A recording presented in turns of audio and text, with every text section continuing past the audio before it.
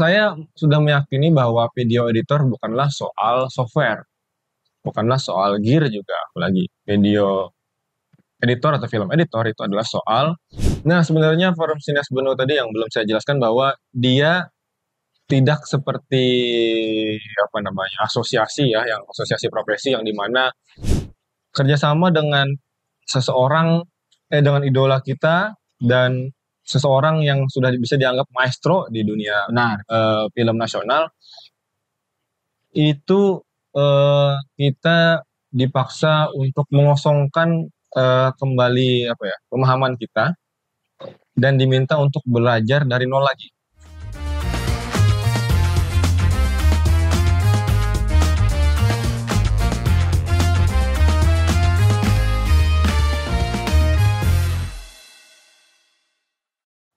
Halo semuanya, selamat datang di episode ketiga podcast Kula-Kula Digital, sumber inspirasi digital. Kali ini untuk suasananya agak berbeda ya, bukan seperti biasanya. Untuk sekarang kita berada di luar studio, dan sekarang tentunya di tempat yang berbeda ini tentunya juga dengan bersama narasumber yang spesial juga tentunya. Boleh kita sambut Bang Munir Sadikin. Halo, salam kenal. Saya Munir. Oke, mungkin buat teman-teman yang mungkin untuk teman-teman sineas khususnya di Banjarmasin yang mungkin sudah mengenal beliau ini siapa, mungkin belum untuk teman-teman yang di luar lingkaran sineas Banua mungkin belum mengenal beliau. Boleh Bang Munir perkenalkan nama dan kesibukan sekarang apa aja dan sebagainya mungkin silakan Bang Munir. Ya, saya tadi Munir. Teman-teman ya biasanya panggil Munir. Nama lengkap saya Munir Sadikin. Terus sekarang aktifnya sebagai pengajar daring dan menjabat sebagai ketua Forum Sineas Banua. Terus juga aktif di Dewan Kesenian Kota Banjarmasin sebagai wakil ketua 2. Terus juga ada beberapa kesibukan sebagai freelancer, entah sebagai editor video atau editor film, dan masih aktif juga untuk beberapa kali di festival-festival film sebagai programmer atau sebagai juri juga. Ya kurang lebih seperti itu. Tapi semuanya berkutat di sekitar seni dan film. Oke, film terutama ya Bang ya. Ya, Nah, betul. mungkin boleh diceritain sedikit nih Bang, apa sih itu Forum Sineas Banua nih buat teman-teman yang belum tahu? Oh iya, Forum Sineas Banua sendiri berdiri sejak 2016, tapi saya baru join di Forum Sineas Banua itu di awal tahun 2017. Jadi Oke. Forum Sineas Banua sudah jalan setengah tahun, saya baru join setelah itu, setelah lulus kuliah waktu itu. Terus di sana Forum Sineas Banua ini punya visi untuk membangun ekosistem perfilman di Kalsel, di mana Oke. waktu itu ekosistem perfilman di Kalsel ini masih ibaratnya bisa dibilang tuh belum ada. Oke. Dan sampai sekarang perlahan-lahan untuk membuat ekosistem itu mulai dari pembuatnya, terus pengkajinya, terus juga meningkatkan edukasi si apa namanya para pihak-pihak lain termasuk pemerintah, investor. Nah, kita ingin semua pilar-pilar dalam ekosistem perfilman ini ada dan berkualitas, dan alhamdulillah dari 2016 sampai sekarang semua pilar itu sudah terisi, namun kualitasnya harus terus ditingkatkan. Oke, baik. Berarti harus terus tetap progresif ya, Bang ya. Betul sekali. Oke. Untuk orang umum sendiri kalau pengen join Forum Sineas Bandung itu terbuka nggak sih Bang, untuk umum sebenarnya? Nah, sebenarnya Forum Sineas Benua tadi yang belum saya jelaskan bahwa dia tidak seperti apa namanya asosiasi ya, yang asosiasi profesi yang dimana para isinya seragam para pembuat gitu. Kalau di Forum Sineas Banua itu sebenarnya ini adalah balik lagi bahwa forum. Jadi ibaratnya semua pelaku atau semua kalangan yang ingin terlibat atau pernah terlibat dan menyukai film utama itu bisa bergabung di Forum Sineas Banua karena tidak ada sistem keanggotaan. Dia cuma sekedar forum untuk bersilaturahmi dan forum untuk menambah jejaring gitu. Jadi bahwa Forum Sineas Banua itu terbuka untuk semua kalangan. Jadi misalnya mau ada acara atau apa tuh silahkan datang aja. Kita terbuka karena sebenarnya sederhananya begini, bahwa kalau pengen cari circle film, ya sudah ke Forum Sines Benua. Nah, gitu Oke, aja. Sederhananya gitu. baik, baik. Oke, penjelasan yang sangat detail sekali dari Bang Munir sendiri. Oke. Nah, saya penasaran nih Bang, mungkin boleh diceritain deh Bang, selama Abang berkecimpung di dunia perfilman ya, khususnya di Hmm. Banjarmasin gitu. Karya-karya apa aja sih Bang yang pernah Abang ibaratnya terlibat lah di dalam situ?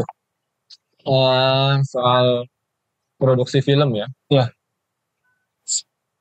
Uh, Lupa juga ya ada berapa berapa film yang pernah terlibat.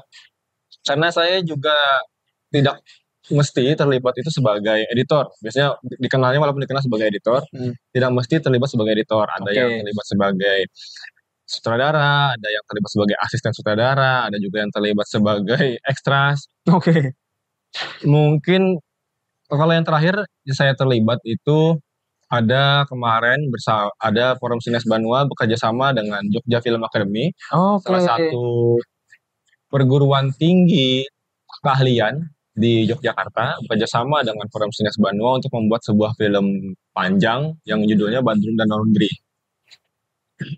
Itu tahun 2023 kemarin.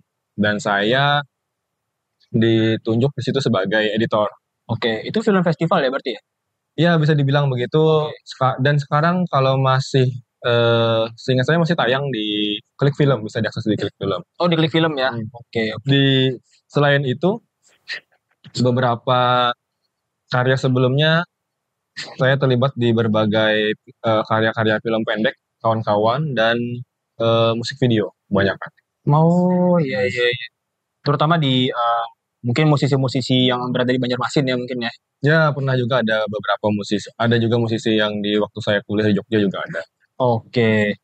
Nih, saya juga pernah dengar nih, katanya Bang Munir sendiri Mhm. pernah mengikuti pelatihan Digital Talent Scholarship ya. Nah, Ya, mungkin betul. boleh diceritain tuh Bang gimana pengalamannya dan waktu itu ikut pelatihan apa aja dan di tahun berapa sih waktu itu Bang Munir mengikutinya? Saya lupa ya, ingat juga waktu pertama kali ke Banjarmasin, bukan pertama kali Banjarmasin, maksudnya waktu habis lulus kuliah ke Banjarmasin, pernah saya ikut pelatihan dari eh, Kominfo ini ya. Iya betul. Ya, tapi waktu itu masih belum namanya digital scholarship. Waktu itu saya lupa, tapi sertifikasi juga. Di sana saya ikut dalam bidang multimedia sebagai graphic designer kalau nggak salah. Oke, oke. Pernah kali. Terus setelah namanya digital scholarship itu, digital scholarship talent ya. Betul. Digital Talent Scholarship. Oh, digital talent Iya, scholarship. betul itu dia. Digital talent scholarship itu saya ikut di bidang video editor waktu itu. Oke, video editor. Karena oh iya, kalau ini yang lebih tepat menurut saya. Kalau kemarin kan desain, walaupun saya punya basic desain, tapi lebih dekat saat tadi di bidang video editor. Dan Oke. benar selama pelatihan ya, saya merasa apa ya? Saya merasa senang dengan pelatihan itu.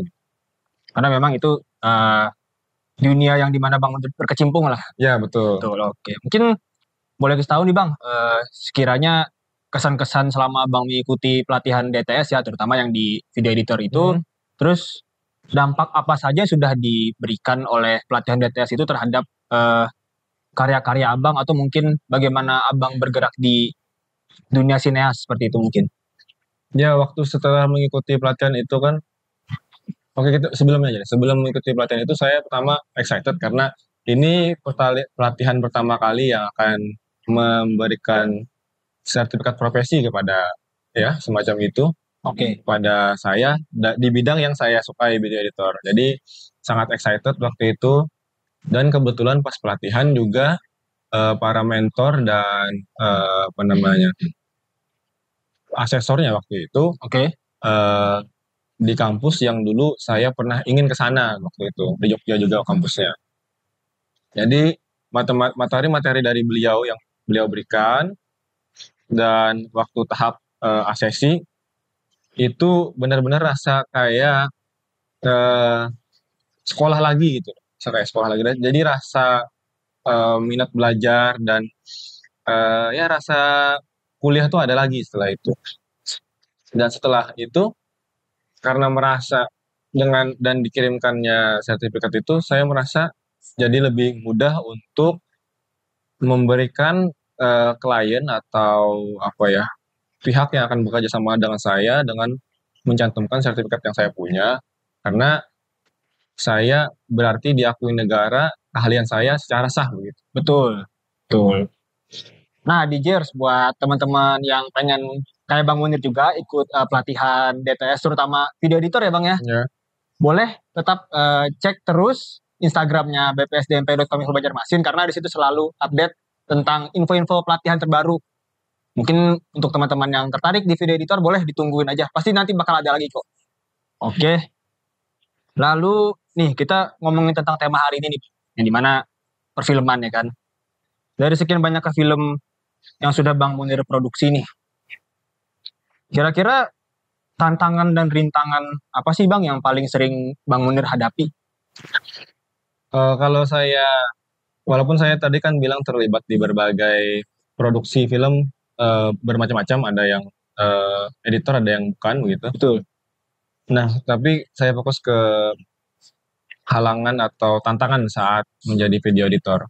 Misalnya yang saya ingat terakhir sebagai editor di film Badun dan Laundry, karena sutradaranya langsung adalah ibaratnya sutradaranya ini adalah salah satu idola saya waktu di kampus dulu Oke. ya, Mas Garin Nugroho.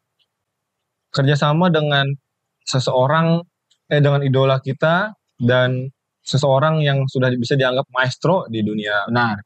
film nasional itu kita dipaksa untuk mengosongkan kembali apa ya pemahaman kita dan diminta untuk belajar dari nol lagi. Karena waktu itu sebagai saya sudah meyakini bahwa video editor bukanlah soal software, bukanlah soal gear juga, apalagi video editor atau film editor itu adalah soal pengetahuan dan soal pemilihan selera gitu ya. Setuju. Jadi menyesuaikan hasil editan kita pada si sutradara sebagai apa namanya puncak pimpinan kreatif itu selalu punya tantangannya yang paling berat menurut saya dibanding antara gear dan software itu tadi. Jadi akhirnya seorang film editor ini bisa memaksimalkan materi atau ya materi hasil syutingan itu bisa dimaksimalkan hasilnya setelah diedit oleh dia. Karena syuting ini kan hampir pasti mengurangi kualitas kualitas naskah itu mungkin bisa 50% lebih. Jadi maksudnya karena syutingan itu kan banyak kendala, banyak apa namanya, banyak halangan. Akhirnya apa-apa yang ingin dicapai secara ideal itu tidak tercapai saat syuting. Nah, akhirnya si film editor itu harus mampu untuk mengembalikan nilai kualitas itu. Makanya si film editor harus punya pengetahuan yang luas, punya tahu bagaimana dalam tanda kutip menyelamatkan dan meningkatkan hasil materi syuting tadi. Misalnya seperti podcast ini kan akan diedit oleh editornya. Nah, editor ini dengan hasil cuma beberapa kamera atau apa tuh dia bisa membuat podcast ini jadi lebih menarik, jadi lebih apa gitu dengan berbagai permasalahan yang didapat nanti dari hasil ini misalnya. Nah, begitu juga di film. Jadi menurut saya sebagai editor tantangannya itu adalah bahwa hasil syuting itu selalu tidak ideal biasanya. Tidak sesempurna, tidak sama dengan apa yang dikonsepkan. Jadi si film editor atau video editor harus mampu meningkatkan kualitas itu lagi dengan cara-cara yang bahkan out of the box gitu ya. Dan itu tidak bisa diraih dengan sekedar paham teori. Itu harus menggunakan rasa, menggunakan teknis juga dan berbekal pengalaman hidup juga. Betul, betul. Karena mungkin juga berkaitan dengan kepekaan si editor ini sendiri juga ya Bang ya. Ya selera juga. Ya betul, betul, betul. Tidak hanya serta-merta tentang teknis dan skill lah. Ya, betul. Betul. Oke. Menarik. Sangat detail sekali penjelasan dari Bang Munir tadi. Oke. Lalu, oke. Bang Munir kan sebagai pegiat sineas ya kan, terutama di Banjarmasin. Bagaimana tanggapan Bang Munir ketika melihat perkembangan perfilman di Indonesia ya, mungkin terutama di Banjarmasin dan sekitarnya, baik dari segi kualitas, skenario, kualitas talentnya tersedia di Banjarmasin dan sekitarnya, hingga teknis sinematografinya sendiri. Gimana tanggapan Bang Munir? Saya mungkin hanya mengutip salah satu pegiat film nasional ya, dan mereka para sutradara dan produser ini pernah bilang bahwa memang film Indonesia atau film nasional itu memang sedang naik ya, secara jumlah penonton naik, secara kualitas juga naik begitu. Nah, Tapi mereka bersepakat bahwa juga kendalanya adalah para pekerjanya. Para pekerja film itu terbatas dalam tanda kutip, yang kualitasnya atau kualifikasinya mumpuni itu terbatas. Akhirnya sering sekali jika ada produksi yang ibaratnya berbarengan jadwalnya, kehabisan pekerja itu tadi. oke. Karena pekerjanya mungkin bisa dibilang ada saja, cuma pekerja-pekerja yang memenuhi kualifikasi standar ini itu bisa dibilang minim. Nah, itu mereka sepakat dengan itu. Dan saya juga melihat fenomena itu yang terjadi di Kalimantan Selatan. Para sineas yang punya ibaratnya skill mumpuni itu ya, itu bisa dibilang sedikit jumlahnya. Jadi saat kawan-kawan ada ibaratnya berbarengan jadwal produksi, bisa jadi kekurangan kru. Akhirnya tadi, walaupun kan ada anak mungkin orang bilang kan ada anak-anak SMK yang baru lulusan jurusan podcasting ke film gitu kan, di beberapa daerah di Kalsel, kayak di Banjarmasin sendiri kan ada 2 sekolah.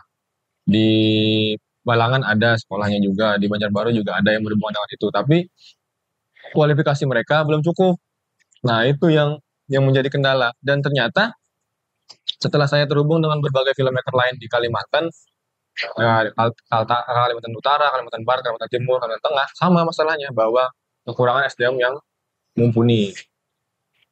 Itu sih yang secara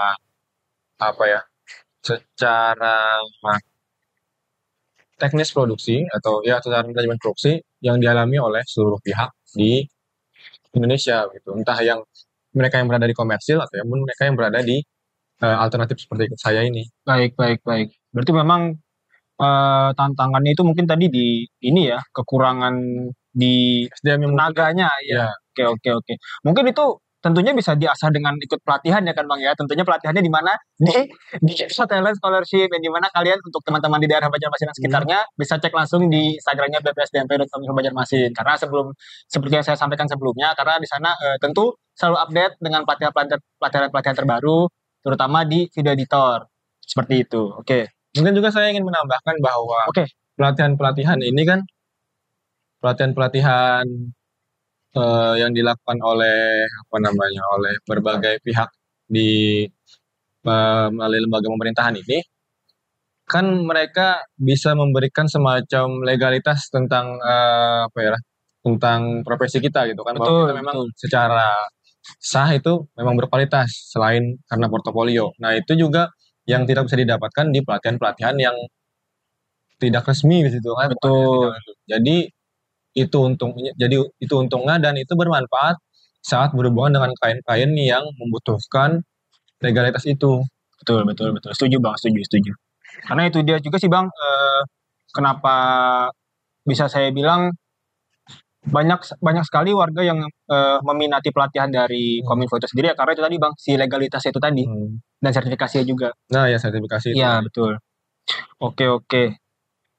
Nah, tadi kan kita di pertanyaan sebelumnya kan saya bertanya tentang perkembangan film di Indonesia, dan tadi Bang Munir mengatakan bahwasanya sedang ada peningkatan minat lah terhadap perfilman di Indonesia. Nah, pastinya kan tentu ada mungkin satu genre film yang menonjol. Itu apa sih Bang kira-kira Bang? Genre film yang paling menonjol minatnya paling tinggi peminatnya di Indonesia terutama? Sebenarnya kalau soal membahas genre ya, ini biasanya terjadi di ruang-ruang komersil atau Hmm. ruang-ruang industri ya. Hmm. Nah, memang seperti bahkan mungkin masyarakat awam pun tahu bahwa bioskop-bioskop kita itu dipenuhi dengan film-film horor ya itu ya. Betul. Wajar, itu wajar. Menurut saya bukan wajar karena dan itu bukan hal baru sebenarnya. Semenjak Indonesia dari tahun 80-an pun sudah begitu. Betul. Jadi karena kita sebagai negara yang memang budaya timurnya kuat dan mempunyai kepercayaan mistik yang kuat juga, akhirnya maka film-film horor ini memang paling laku karena bisa menyasar dari atas sampai bawah kalangannya. Betul. Dan itu bukan fenomena baru. Selain horor, komedi juga termasuk karena makanya film-film Indonesia para komedian-komedian itu punya tempat tersendiri di film-film Indonesia. Horor, komedi, dan sisanya itu menyusul. Tapi yang selalu ibaratnya jaminan kalau di drama kan banyak turunannya ya. Nah, drama romance atau drama romansa itu juga yang paling laku. Makanya setiap era atau setiap dekade di film Indonesia kita punya tokoh-tokoh atau cerita-cerita yang mewakili generasi itu di dalam dunia romansnya. Misalnya Betul. kalau di kalangan terbaru mungkin ada Dilan, Ya. sebelumnya itu ada Lupus, sebelumnya ada Rhoma Irama. Nah, itu sebenarnya Betul. berganti-ganti genre juga. Oh, ada juga waktu mungkin zaman-zaman ADC dulu. Nah, itu setiap era selalu punya icon-icon dalam untuk kisah-kisah romansa. Iya, iya. Apalagi Lupus sama Dilan juga diangkat dari novel kan setahu saya. Ya, Ya, keduanya diangkat dari novel betul betul. Oke, oke. Oke, lalu nah dari sisi pengalaman pribadi Bang Munir sendiri nih, bagaimana sih strategi untuk mengatasi kendala-kendala yang sudah disebutkan oleh Bang Munir sebelumnya tadi sebagai seorang profesional di industri perfilman? Ada solusi nggak Bang? Mungkin saran solusi seperti tadi yang Bang Munir katakan kendala di kekurangan SDM, mungkin kekurangan SDM yang secara kualitas mungkin belum bisa dikatakan mumpuni. Itu gimana sih Bang kira-kira untuk cara menanganinya? Mungkin dari pendapat Bang Munir pribadi sendiri. saya bilangnya mungkin bukan bos solusi ya, tapi sebenarnya ini kewajiban Oke, bagi para pelaku kreatif untuk terus beradaptasi dengan zaman, itu kewajiban. Dan itu ya tadi bisa jadi solusi saat kamu saat kamu berkecimpung di dunia kreatif ini. Terus beradaptasi dengan zaman. Terus juga kalau saya bekerja kreatif di bidang film ya, otomatis saya nggak boleh berhenti nonton film. Harus selalu update film-film yang terbaru, entah yang secara industri maupun yang secara festival gitu ya. Itu harus tetap terus update gitu loh. Karena harus ya tadi itu bagian juga dari berkembang beradaptasi dengan zaman.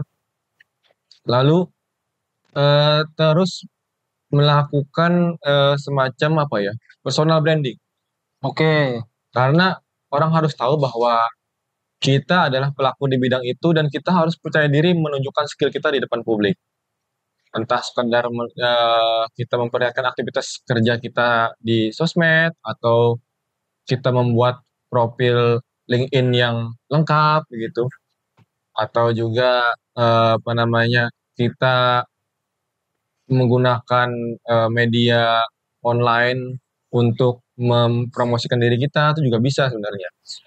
Jadi melakukan personal branding sebagai pekerja kreatif itu mungkin tambahan kewajiban baru di era digital ini. oke, menarik Bang Munir.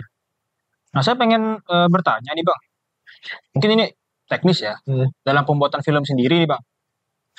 Bagaimana kiat-kiat Bang Munir untuk mempertahankan keselarasan artistik sambil tetap memastikan stabilitas keuangan produksi itu sendiri Bang? Karena mungkin yang saya sadari juga mungkin pasti kendala dan tantangan utama dalam produksi film mungkin dari pendanaan ya. Atau bagaimana tanggapan Bang? Wah, ini berat nih, salah ini berat. Oke, saya juga minum. Berat. Tapi saya mungkin mengutip salah satu tadi lagi salah satu pegiat film di nasional, eh, yang juga maestro di perfilman nasional, Garin Nugroho, sutradara saya di film Batu dan Laundry. Dia bilang di salah satu podcastnya itu bahwa bagaimana Mas, kan dia ditanya bagaimana Mas menjelaskan soal idealisme dan apa namanya, idealisme dan visi artistiknya begitu. Seingat saya pertanyaannya kurang lebih mirip seperti itu. Jadi dia bilang bahwa tangan kanan saya siap untuk bekerja sama dengan siapapun. Terus tangan kiri saya siap untuk mengkritik siapapun dan nanti di tengah-tengah batin saya yang akan membimbing saya katanya. Nah, begitu juga ketika saya berhadapan dengan proyek-proyek yang bertentangan misalnya dengan visi artistik saya akan menggunakan ibaratnya mindset mindset tangan kanan. Saya harus bisa bekerja dengan siapapun.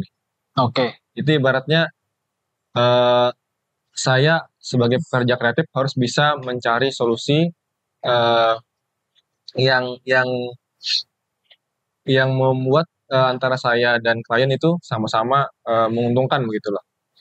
Terus juga saat saya berkarya yang tanpa ibaratnya tanpa dukungan dari pihak tertentu gitu, secara mandiri, secara idealis, saya akan siap untuk mengkritik diri saya sendiri. Saya akan membuat karya itu seideal mungkin dan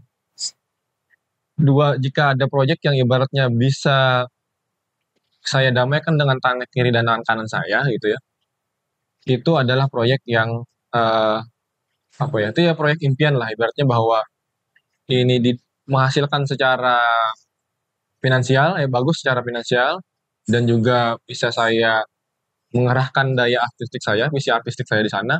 Nah, itu yang selalu saya upayakan. Kadang-kadang memang ada yang tidak bisa apa yang namanya dikawinkan ya. Ini yang proyek komersil, ini yang proyek eh, idealis misalnya gitu ya. Betul. Sederhananya seperti itu, Ya. tapi saya tetap berkeyakinan bahwa dua dua tipe proyek ini banyak yang bisa dikawinkan. Dan saya setelah membuktikannya bahwa mungkin selama saya bekerja sebagai editor tidak hanya bekerja untuk film ya, saya mengedit iklan, terus dokumenter dari LSM misalnya atau eh, profil perusahaan, saya berusaha tetap berusaha untuk mengupayakan langsung mereka ada irisan sebelum saya pisahkan. Jadi diupayakan dulu bahwa tetap ada irisan antara visi ideal dan apa namanya kemauan klien. Jika tidak bisa sama sekali baru dipisahkan dan itu tidak masalah gitu loh karena ini punya koridor masing-masing. Tapi saya tetap selalu sebelum dipisahkan saya tetap mengusahakan dulu untuk pasti ada irisan di mana itu visi ideal saya dan itu kemauan klien tuh bisa kawin. Baik, baik, baik. Oke. Oke nih Bang, kita eh, lanjut ke pertanyaan berikutnya ya. Menurut Bang Munir nih, apa sih yang menjadi kunci kesuksesan bagi sebuah film di tengah persaingan yang semakin ketat tentunya? Eh, Sebenarnya ada banyak cara untuk menilai kesuksesan sebuah film ya. Tergantung si film ini orientasinya kemana. Eh, Sederhananya mungkin ada dibagi tiga ya bagi saya. Pertama mereka yang mengejar orientasinya ke bisnis ya ke komersial. Dan berarti kan tingkat kesuksesannya dihitung dengan jumlah penonton atau tingkat seberapa besar laba yang mereka dapat gitu ya. Terus yang kedua untuk film-film yang ingin menyuarakan sesuatu entah secara estetik maupun secara isu sosial misalnya, berarti kan tingkat kesuksesan mereka dinilai dari seberapa besar penghargaan yang didapat atau seberapa luas wacana itu mempengaruhi massa. Terus yang ketiga, film-film yang dibuat untuk atas dasar bersenang-senang saja begitu. Berarti kan itu tingkat kesuksesan mereka berarti seberapa enjoy mereka mengerjakan itu dan manfaat setelah itu. Nah, tapi menurut saya tentang bagaimana membuat film yang sukses dengan berbagai koridor tadi, pertama bahwa tahu film itu akan kemana, koridornya kemana. Terus yang kedua adalah saat membuat film itu eh, terasa passionate gitu Pak. Jadi saat karena film-film yang dibuat dengan apa ya, ibaratnya dengan mencurahkan eh, perasaan yang utuh, terus juga dedikasi yang tinggi, itu yang dialami oleh film yang sukses. Jadi film-film yang dibuat sederhananya mungkin orang bilang dengan hati lah, itu itu apa ya, komposisi utama film itu sukses. Oke, baik, baik. Oke, untuk pertanyaan terakhir nih Bang, kira-kira ada gak sih Bang pesan atau mungkin saran terbaik yang ingin Bang Munir sampaikan kepada kula-kula digital sekalian yang tertarik nih untuk terlibat dalam industri perfilman itu sendiri? Oke, bagi mereka, bagi kawan-kawan atau kula-kula digital yang tertarik untuk terjun di dunia film ini, pertama adalah bahwa tahu bahwa industri film di sini itu bagaimana kondisinya. Maksudnya tahu bagaimana, di mana ruang yang tepat untuk mengembangkan diri atau di mana ruang yang tepat untuk misalnya mencari uang gitu. Jadi karena itu beda-beda kadang-kadang koridornya. Misalnya di Kalimantan Selatan itu sendiri, industri perfilmannya kan belum terlalu ini ya, belum terlalu tumbuh gitu ya. Dan mungkin hampir seluruh ekosistem kreatif apa bidang kreatif di Kalimantan Selatan itu tidak terlalu menjanjikan secara finansial, hanya beberapanya saja. Dan itu berarti sadar bahwa berarti untuk di sini ruang di sini adalah untuk ruang pengembangan diri secara skill, pengetahuan, jaringan gitu. Tapi untuk ibaratnya untuk mendapat penghasilan yang cukup itu bisa jadi tidak di sini, tapi kalaupun mau di sini ada cara yang berbeda yang harus ditempuh gitu loh. Ada jalur lain yang harus dicoba-coba dan itu harus disadari dari awal. Terus yang kedua adalah bahwa selalu beradaptasi dengan zaman begitu loh. Jadi beradaptasi ini bahwa bukannya mengikuti ya, bukan bukan sekedar mengikuti apa yang tren atau yang viral di sosial media, bukan bukan seperti itu, tapi tahu perkembangan dan jadi tahu di mana memposisikan diri. Dan itu menurut saya seluruh pelaku kreatif di dimanapun ya berada, mereka tahu bagaimana mengukur dirinya, mengukur skillnya, mengukur pengetahuannya, mengukur seberapa pantas dia jadi dihargai. Nah itu penting. Jadi karena jebakan para pelaku kreatif yang awal itu mungkin demi mendapat pengalaman, mereka mungkin awal-awal tuh menghargai dirinya atau menghargai jasanya itu murah, misalnya dibayar dengan murah misalnya gitu ya. Ya mungkin awal-awal bisa seperti itu, tapi kan selanjutnya tidak bisa. Jadi dan seiring pengalaman kita bertambah, kita harus tahu bagaimana kita mengukur value diri kita. Dan value value itu memang tidak bisa selalu diukur dengan uang ya, tapi mengukur value dengan uang itu adalah cara yang paling mudah. Jadi saat kamu tidak tahu cara mengukur value, itu sebaiknya eh, tidak tidak apa ya, tidak perlu terlalu memaksakan diri untuk terjun di dunia kreatif, karena di dunia kreatif itu value adalah currency-nya. Gitu, bagi saya seperti itu. Dan soal soal meningkatkan diri ya, bahwa tidak perlu anti dengan berbagai pelatihan-pelatihan yang ibaratnya ingin mengukur kompetensi begitu loh. Karena saya tahu ada beberapa pihak atau mungkin beberapa pemikiran yang menolak tentang bagaimana sertifikasi, bagaimana soal legalitas dalam hal kreatif gitu ya. Padahal itu demi si ekosistem dan pelakunya itu sendiri loh. Betul. Karena apa ya, segala misalnya yang sering ditemui permasalahan di dunia kreatif itu adalah tidak cuma di film, tentang persaingan harga, terus keselamatan kerja, terus apa namanya, standarisasi upah itu terjadi karena tidak mengikuti regulasi yang sudah dibuat pemerintah tentang tentang hak-hak atau kewajiban para pelaku kreatif, dan tidak mempunyai sertifikasi yang apa namanya, yang tepat untuk profesi itu. Nah, jadi kamu jangan jadi hal-hal yang tadi, pemikiran yang menolak tentang hal-hal sertifikasi itu sebenarnya membunuh secara perlahan bagi ekosistem itu sendiri. Karena mereka tidak melihat bahwa tentang hal-hal di luar kajian kreatif ya tadi seperti saya bilang soal keselamatan kerja, soal apa namanya standarisasi upah, tentang regulasi ide, haki dan segala macam. Betul, Nah, betul, betul. Oke, oke, oke. Oke, itu dia tadi teman-teman insight dari Bang Munir selaku pelaku sineas terutama di daerah Banjarmasin. Oke, baik. Terima kasih banyak ya Bang Munir ya atas ya, wawasan berharganya. Oke, itu dia tadi pembahasan kita seputar tantangan dan perintangan dalam industri perfilman. Semoga apa yang sudah disampaikan oleh Bang Munir hari ini bermanfaat bagi teman-teman amin, Kula digital semuanya. Oke, tidak lupa mengingatkan untuk teman-teman yang tetap mau up to date dengan berita-berita terkini tentang pelatihan, terutama di seputar Banjarmasin, boleh terus pantau IG bpsdmp.kominfo.banjarmasin karena di sana itu selalu update dengan pelatihan-pelatihan terbaru.